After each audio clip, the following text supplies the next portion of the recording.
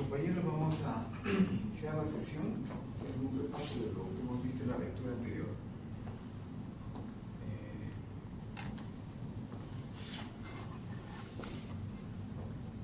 Antes de empezar la sesión de hoy, es importante recordar que lo que estamos viendo está orientado básicamente a lo que es la parte de diseño de enlaces.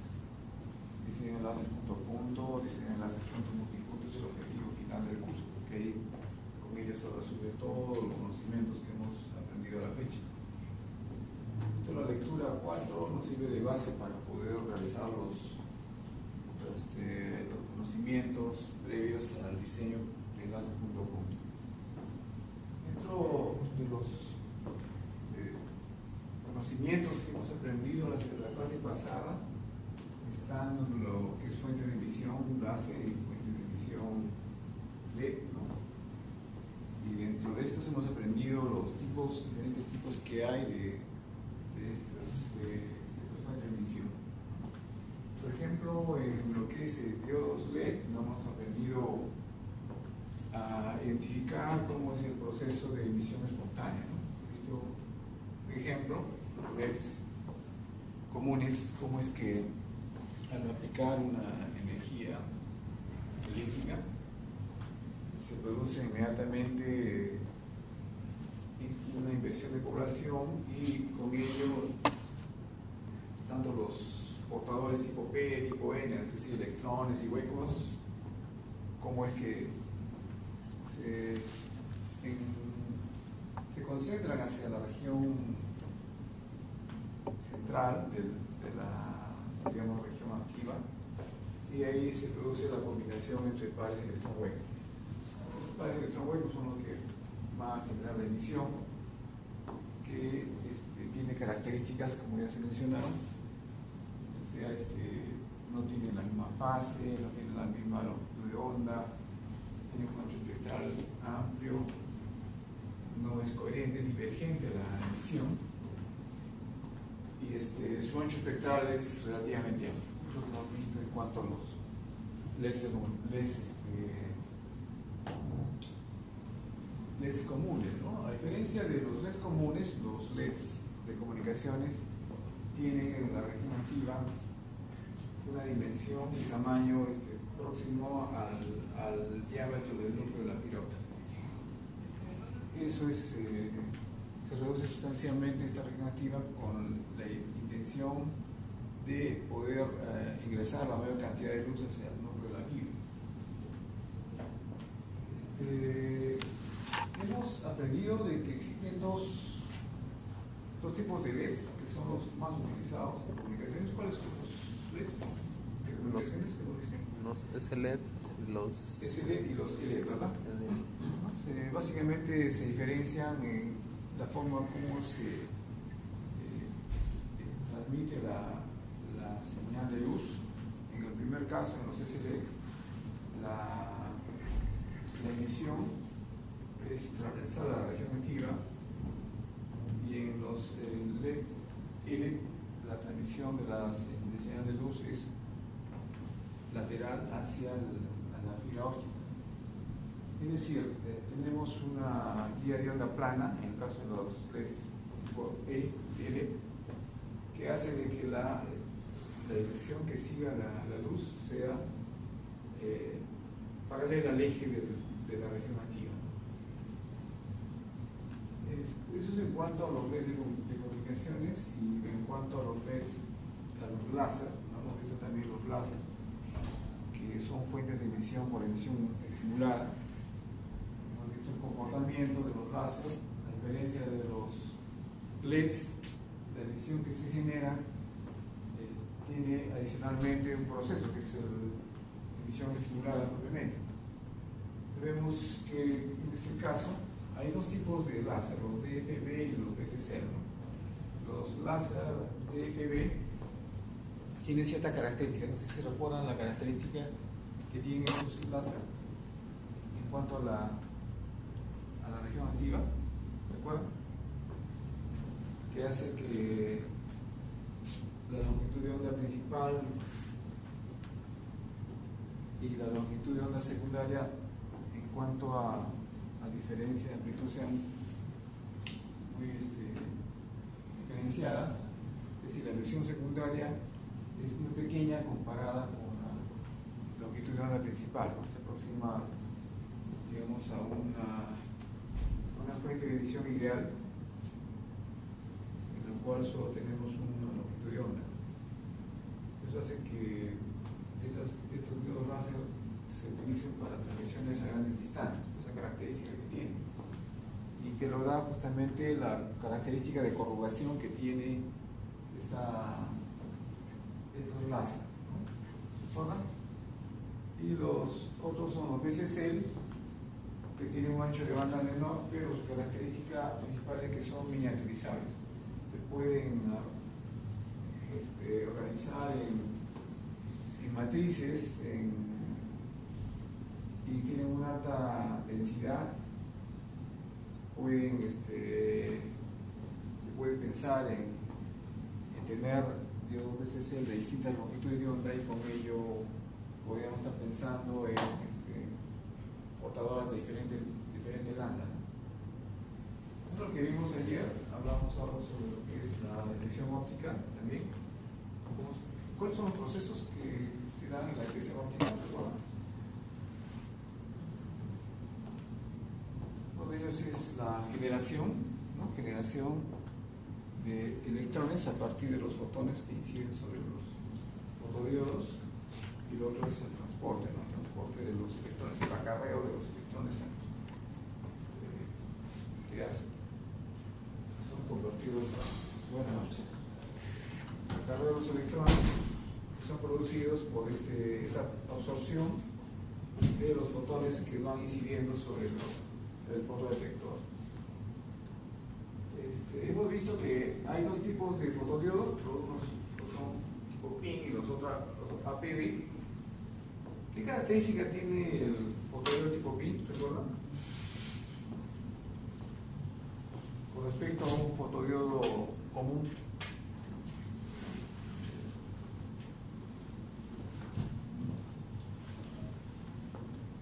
Recuerden que la parte central, que es la zona intrínseca, es mucho mayor que las capas laterales, ¿no? Que son tipo P y N, ¿no? Y acá en la misma denominación podemos apreciar la capa P y la capa N, y al medio la característica, ¿no? De su característica. Buenas noches. Y el fotodiodo tipo APN, ¿qué característica tiene? APN, perdón. ¿Qué característica tiene? ¿Recuerdan? ¿El APN? Por eso se olvidaron de llegar. ¿Esa de está en la subida? Sí. Sí, ¿Dónde está? ¿Esa? no está bien, por eso no lo de repente lo he cargado, pero no lo he activado para. Ahora a ver, puede ser.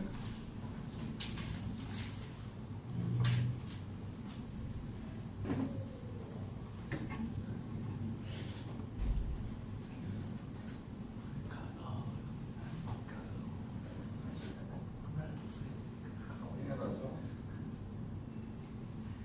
Ahí está. Disculpas. Ahí está apareciendo lectura de 4, 5 y 6. Sí. Ya están las tres lecturas siguientes. Y disculpas, ¿ah? A veces pasa. A veces pasa con ustedes. Bien, entonces estamos hablando de los fotodiodos utilizados para aplicaciones ópticas. Tenemos el tipo PIN y el APD. El APD es un fotodiodo que, además de tener las capas que tiene el fotodiodo tipo PIN, tiene una adicional. Y la característica que lo diferencia también de este fotodiodo tipo PIN es que la aplicación de un voltaje inverso elevado, que hace que los electrones que se van generando en el proceso de conversión inversa, los electrones, por la tensión inversa elevada, hace que la velocidad con que inciden sobre la capa capa adicional haga que arranquen nuevos electrones. Vamos a replicar.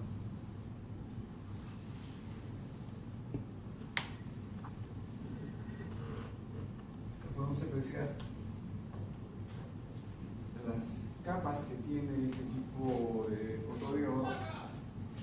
En el tipo PIN habíamos visto la capa P, la capa intrínseca y la capa I. A diferencia del caso anterior, esta capa P sirve para poder producir un proceso de amplificación, pero de electrones, no de fotones, sino de electrones. El voltaje inverso aplicado a los fotones que van incidiendo sobre este fotodiodo hace que los electrones que se generen sean transmitidos a la capa P a alta velocidad, y estos van a producir a su vez electrones nuevos que tienen las mismas características de los que producen ese cambio. Se va a producir un proceso de amplificación de electrones, que es lo que va a finalmente trasladarse hacia las siguientes etapas del receptor. Entonces, tenemos más electrones con una misma cantidad de fotones, por el efecto de este efecto de avalancha, ¿no? El efecto de avalancha podemos ver acá. En esta zona se producen electrones que son expulsados hacia esta región, y acá se produce un proceso de avalancha. Es como tener un amplificador dentro del fotodiodo, como tener el amplificador. Vuelvo a repetir, con igual cantidad de fotones que en el caso del fotodiodo tipo PIN, vamos a tener más electrones. Entonces, si nosotros tenemos más electrones, podríamos pensar de que el punto de recepción podría extenderse más para, con una menor cantidad de fotones, tener igual cantidad de electrones. No sé si me entienden.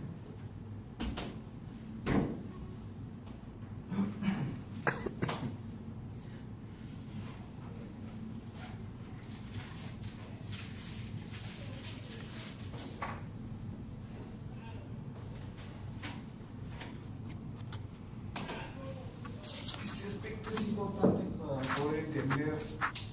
Acá tenemos un enlace, acá tenemos, digamos, el punto de transmisión por láser, acá tenemos el punto de recepción,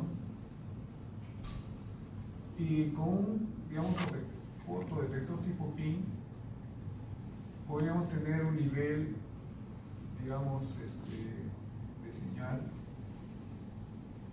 Podemos representarlo así, pero con un APD con la misma cantidad de fotones podemos tener un nivel así. No son para una idea, ¿no? Un nivel mayor. Entonces el APD podría extender el alcance del enlace, y con el mismo pueda tener ya un nivel igual.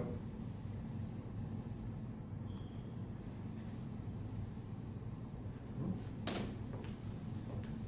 Lo que quiere decir de que la sensibilidad, en otras palabras, la sensibilidad del fotodetector APD es mayor que el tipo PIN. Necesita menos electrones, menos fotones, para poder conseguir la misma cantidad de electrones, ¿no? O sea, puede el receptor reconocer la señal que viene del transmisor, ¿no?, para una distancia mayor. Profesor, ¿se pierde voltaje en el PIN? ¿Se pierde voltaje? Claro, a la hora de recibir los... No, lo que sucede es de que el fotodetector tipo PIN no tiene, en principio, esta capa adicional, pero lo más importante de ello es que el tipo el fotodetector tipo PIN opera con un voltaje inverso de de alto valor, ¿no? Ese voltaje inverso es el que hace de que en esta capa adicional se pueda conseguir el proceso de amplificación. El fotodetector tipo APD tiene esa característica, que tiene una región adicional de avalancha y a veces se le aplica un voltaje mucho mayor e inverso en relación al tipo PIN. Entonces, en palabras sencillas, la sensibilidad del fotodetector tipo APD es mayor que la sensibilidad del fotodetector tipo PIN. En palabras sencillas, la sensibilidad de uno es mayor que otro. La sensibilidad es como, por decir, el oído. El oído del enlace puede ser más, puede extenderse más debido a esta característica. Hay una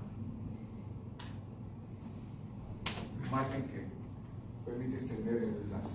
Entonces, si esto es así, el fotodetector tipo APD es el que se utiliza para aplicaciones de larga distancia, favorece justamente por la sensibilidad, ¿no?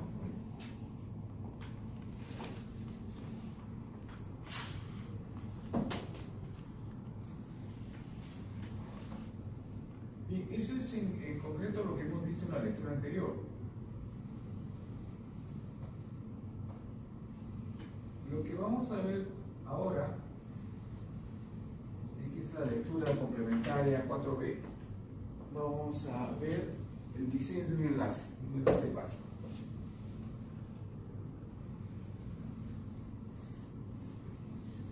En el diseño de un enlace básico ya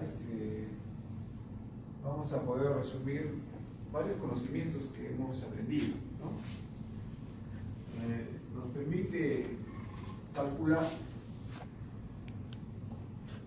la potencia necesaria para poder transmitir a una determinada distancia. Y para ello es necesario entender que hay que realizar dos análisis, ¿no? Para un enlace hay que realizar dos tipos de análisis. Primero es el balance de potencias. El balance de potencias es el primer análisis que hay que hacer para todo diseño. Y el otro análisis es el balance de tiempos o balance de tiempo de subida. El balance de potencias está relacionada con la atenuación que sufre la señal en el medio óptico. La atenuación debida al material, al sílice, atenuación debida a empalmes que pudieran haber, con ionalización. Y el otro tipo de análisis está relacionado a lo que es el efecto dispersivo, ¿no? La dispersión. Entonces, estos dos análisis se realizan. Se simplifican para enlaces cortos. ¿Por qué? Porque el balance de tiempos con un enlace corto no genera dispersión. La dispersión es mínima. Pero cuando hablamos de un enlace largo, de larga distancia, es necesario realizar los dos tipos de balance, balance de potencia y balance de tiempo. Entonces, ¿qué elementos tenemos para el cálculo, por ejemplo, de balance de tiempos? Tenemos, por un lado, el transmisor, ¿no? La potencia a la cual debe transmitir y ser la suficiente y necesaria para que en el punto de recepción se pueda reconocer aún los símbolos que se transmiten o la información que se transmite.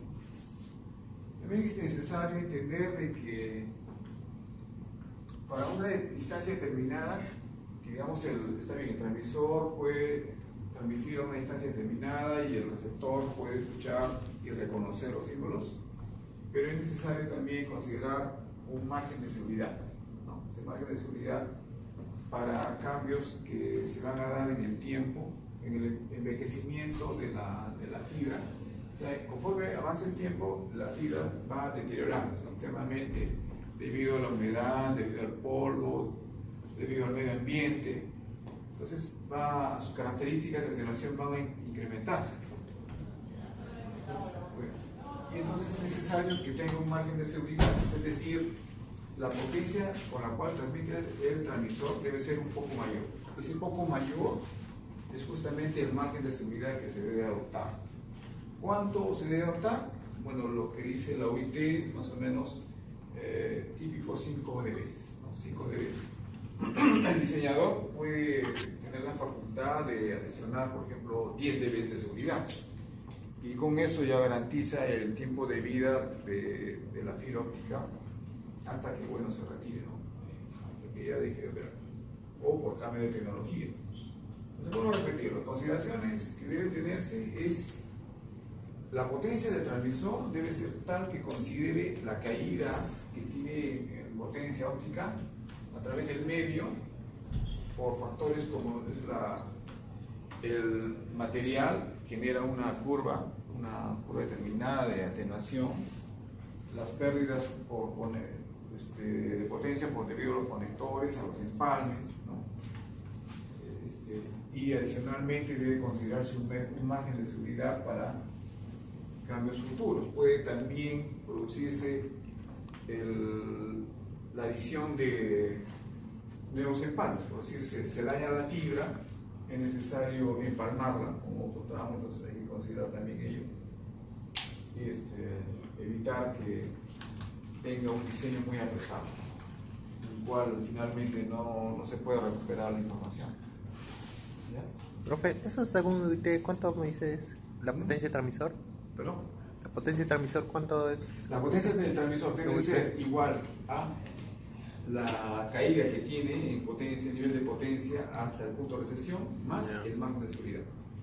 Ya, ¿y cuánto más? Y debe considerar también la sensibilidad del receptor. Claro. O sea, la potencia del receptor debe ser igual a la caída que tiene en el medio de transmisión, más el margen de seguridad, más la sensibilidad del receptor. Así de, para que pueda reconocerse correctamente los cargadores. La información del punto de vista. La conclusión de un análisis de potencia puede conllevar a la adición también de un amplificador, ¿no? Como una solución para extender el enlace. O si el problema va por el lado de la dispersión, o sea, si el enlace genera demasiada dispersión, será necesario establecer un punto de regeneración. El problema de adicionar un regenerador es que el regenerador solamente se aplica para una longitud de onda. O sea, si se transmite a una mayor cantidad de longitudes de onda, pues se van a requerir tantos regeneradores como longitudes de onda se transmiten. Ese es el problema, el inconveniente del regenerador. Entonces, en balance de tiempos, se determina la ubicación de un punto de regeneración en caso de que la dispersión sea elevada. Ustedes ya han aprendido que conforme se incrementa el enlace, se va a producir atenuación y se va a producir dispersión, ¿no? Mayor dispersión, mayor atenuación, conforme el enlace va incrementando.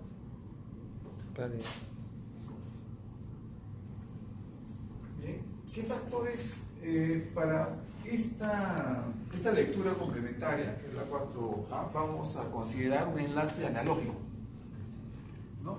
Un enlace analógico en el cual tenemos modulación por intensidad en el punto de transmisión y en el punto de recepción vamos a considerar detección directa. Si el enlace fuera digital, ¿no? Si el enlace fuera digital, ya no analógico, tendríamos que considerar una modulación directa y también una detección directa, ¿ya? Si el enlace transmite altas velocidades, ¿no?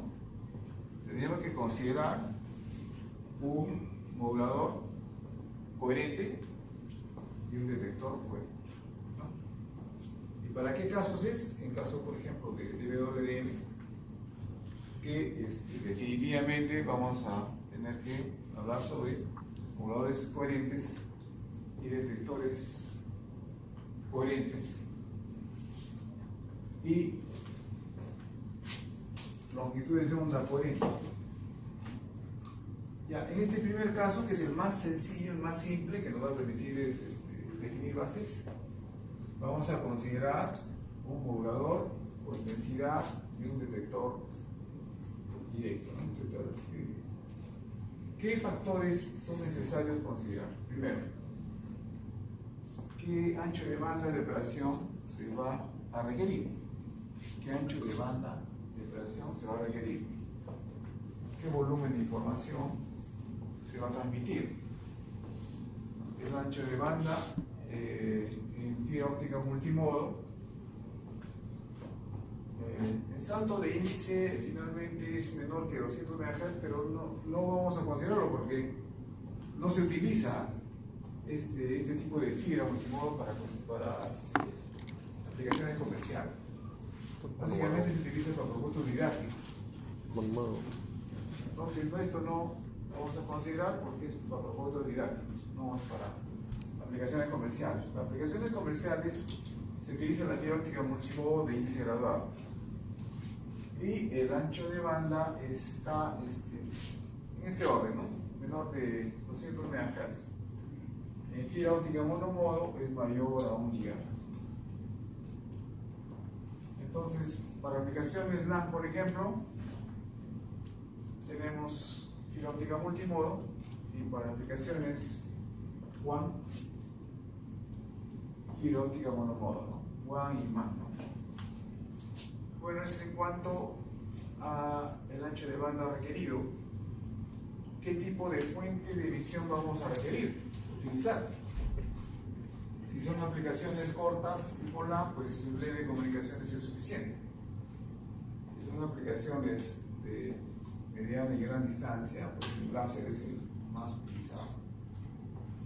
También el láser está asociado con una transmisión de un alto volumen de información.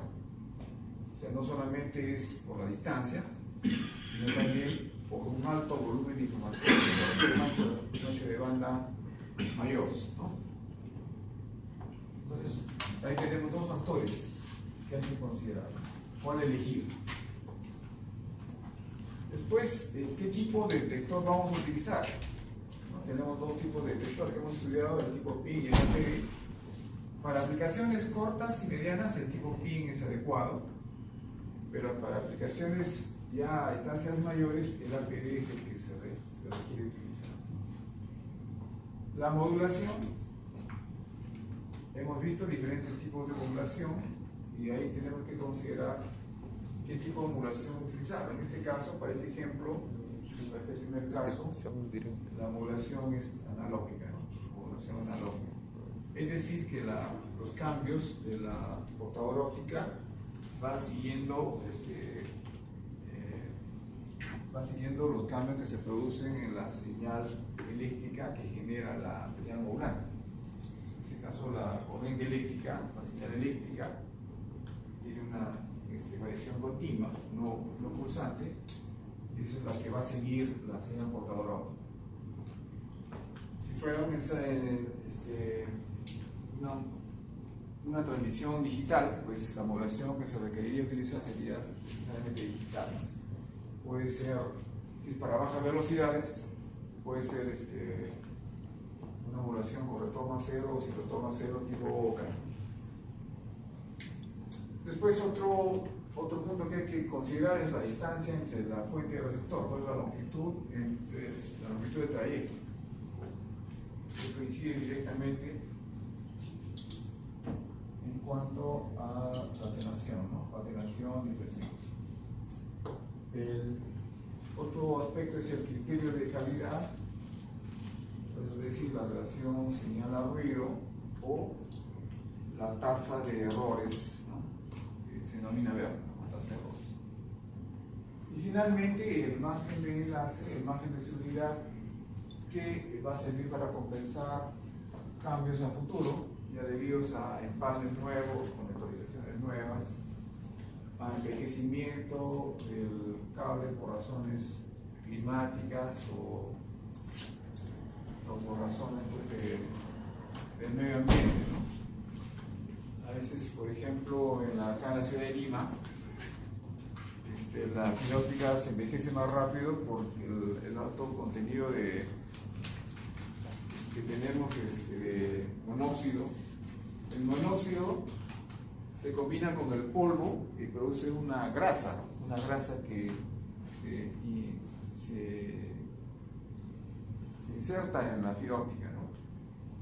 Por ejemplo, hay armarios, en el caso de las redes de la municipalidad, para la atención a los semáforos, se utiliza fibra óptica, y si ustedes, por decir ahora, en el armario van a encontrar pues grasa combinada con polvo y además insectos, ¿no? Y entonces todas esas cosas dañan a la fibra óptica y eso hace que el tiempo de vida se disminuya drásticamente. Bueno, entonces, en un enlace, ¿qué elementos se tienen que considerar, ¿no?, para el cálculo de la atenuación? Primero, los pashcords, ¿no?, pashcords en los extremos, ¿no?, los pashcords. Después, los conectores, lógicamente, de maneras de parcheo, por ejemplo, ¿no?, donde se insertan los pashcords. Ahí es donde, a ver, ¿cuál es en realidad donde hay atenuación, ¿no?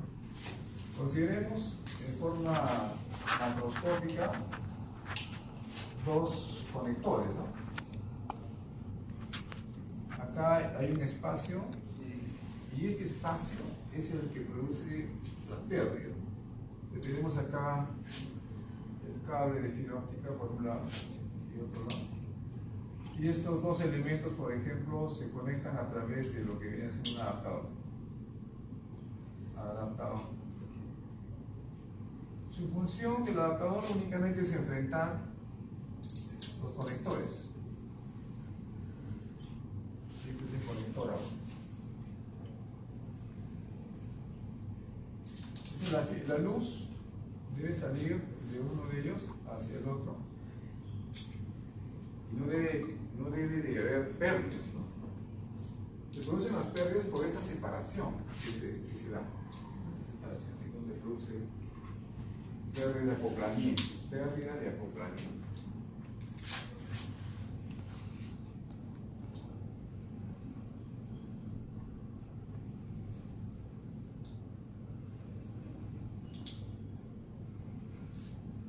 Profesor, ¿cuánto será? ¿1 dB o 2 dB?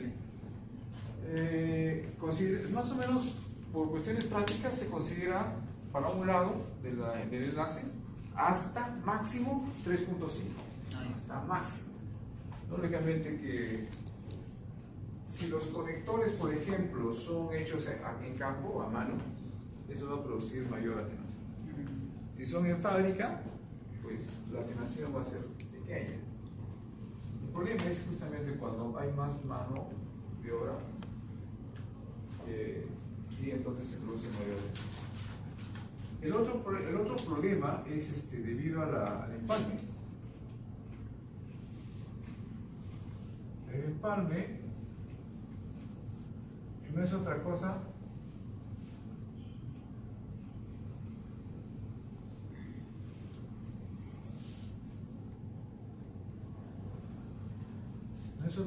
que una variación del índice de refracción, ¿no?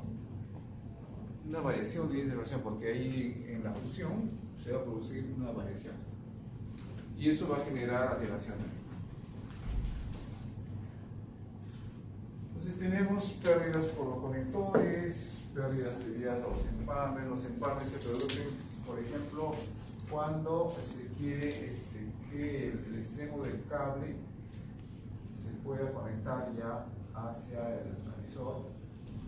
Entonces, por un lado tenemos un conector y por otro lado tenemos el empalme. El PA tiene por un lado un conector y por otro lado el hilo de fibra, con lo cual se va a empalmar al cable. Entonces, tenemos un carrete tiene una determinada longitud, puede ser 2 kilómetros, 4 kilómetros, 5 kilómetros. Cuando termina el carrete tiene que empalmarse con otro carrete de fibra óptica, entonces se van a producir empalmes cada cierta distancia conforme el enlace sea mayor. Entonces, en cada empalme hay una pérdida. Típicamente una pérdida de empalme no debería de superar el medio dB, inclusive ahora 0.2 dB, ¿no? O sea, ahora las empalmadoras producen una atenuación bastante pequeña, pero el estándar define máximo hasta tanto, ¿no? Máximo. Entonces en los cálculos se tiene que estimar máximo la pérdida por empalme es tanto. Y eso, digamos, si el empalme tiene menor atenuación, pues en beneficio del margen de subida. El margen de subida va a aumentar.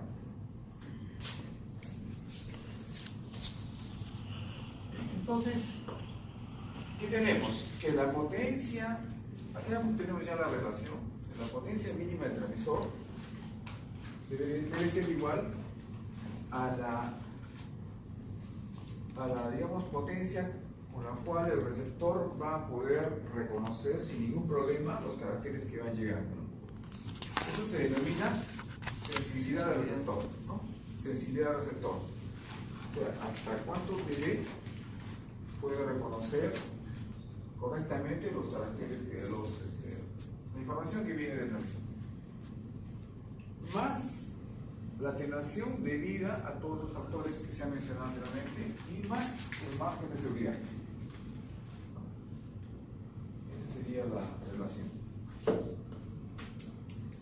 Y en esto se basa el balance de potencias, ¿no? La potencia del transmisor es igual a la sensibilidad del receptor, más la atenuación, más el motor de atenuación, más el margen de seguridad. Perfecto. Sí. Una consulta. ¿Qué pasa si yo tengo en el emisor un dispositivo que tiene una potencia determinada de emisión? Ajá. Pero ¿cómo le llaman eso para emitir la luz? El láser. Ya, este láser en el tiempo va decayendo su potencia, ¿no? Ya. Pero la fibra se sigue manteniendo, o sea, la cantidad de años de la fibra es mucho mayor de uso Claro. que el láser.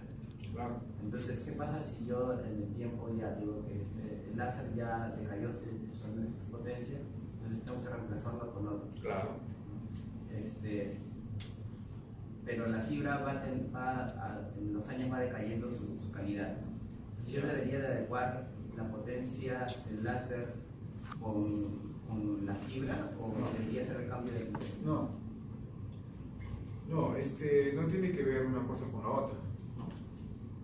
Porque la fibra siempre va a conducir luz, ¿no? Salvo que el nivel de potencia del transmisor sea elevado y que genere ciertos problemas por inestabilidades, por la alta temperatura que se genera al transmitir una potencia óptica elevada. Pero deberían de regularse para que no se dañe. Justamente lo que tendría que hacerse en todo caso es con un atenuador, bajar el nivel de potencia de transmisión. Pero no tiene que ver, la fibra siempre va a conducir luz. Tiene un volumen de transmisión ya definido, ya lo que hemos estudiado, pero la energía óptica o el calor que se genera es lo que se tiene que regular en el punto de transmisión.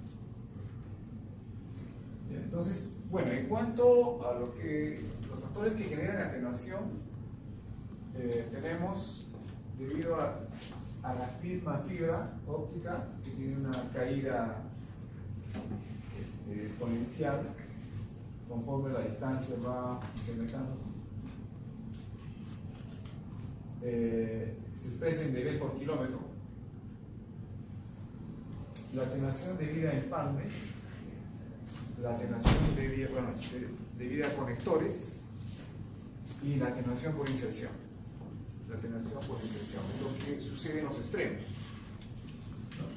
La señal que se inserta en el punto de transmisión, la caída es mucho mayor de la que se produce en el punto de recepción. Hay pérdidas por acople en el punto de recepción, pero es mucho menor que las pérdidas por acople en el punto de transmisión. Sí. La consulta no se considera la dispersión cromática, pérdida por dispersión cromática por la dispersión no lineal. Por eso decía al inicio, ¿no?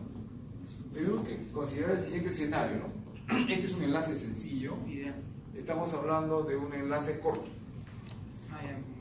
corto, en donde la dispersión sí existe, sí es cierto, pero es despreciable, digamos. Cuando el enlace ya es largo, ya tenemos que hacer un análisis doble, análisis de balance de potencia y balance de equipos. En este caso estamos hablando del caso más sencillo. ¿A qué distancia más o menos se considera ya la dispersión cromática o la dispersión no lineal? A ver, Más de 100 kilómetros. ya claro, digamos que sí, ¿no? Digamos, una zona metropolitana como Lima, que es de 80 kilómetros, todavía no se podría solucionar el tema con amplificadores. Pero ya hablando de Lima hasta Tacna, por ejemplo, definitivamente ya hay que analizar desde el punto de vista de Entonces acá, en este ejemplo, se está considerando, ojo, considérenlo como ejemplo, para una longitud de onda de 850 en multimodo, la atenuación es 4 dB por kilómetro. O sea, acá hablamos de enlaces como es modulación por amplitud, ¿no? Modulación analógica, consideramos cortos y medianos, enlaces cortos y medianos. Si es mediano, enlace mediano, entonces también se podría aplicar fibra óptica monomodo para velocidades bajas, ¿no? Entonces acá tenemos atenuación para multimodo 850, 4 dB por kilómetro, para lambda 1300, atenuación de 12 dB. Fíjense cómo decae la atenuación. Y para monomodo, para 1300, para el mismo valor que el caso anterior, decae a 0.5 dB por kilómetro. Eso es en cuanto al material, en cuanto a la fibra, atenuación debido a la fibra. Y para 1550 la atenuación es 0.2 dB por kilómetro. No sé si recuerdan la curva de decaimiento. Vimos, ¿no? La curva de decaimiento debido al material únicamente, ¿no? El mejor valor de atenuación está en 1550, 1300 y más o menos 850, es lo que está viéndose justamente esa atenuación. Bien.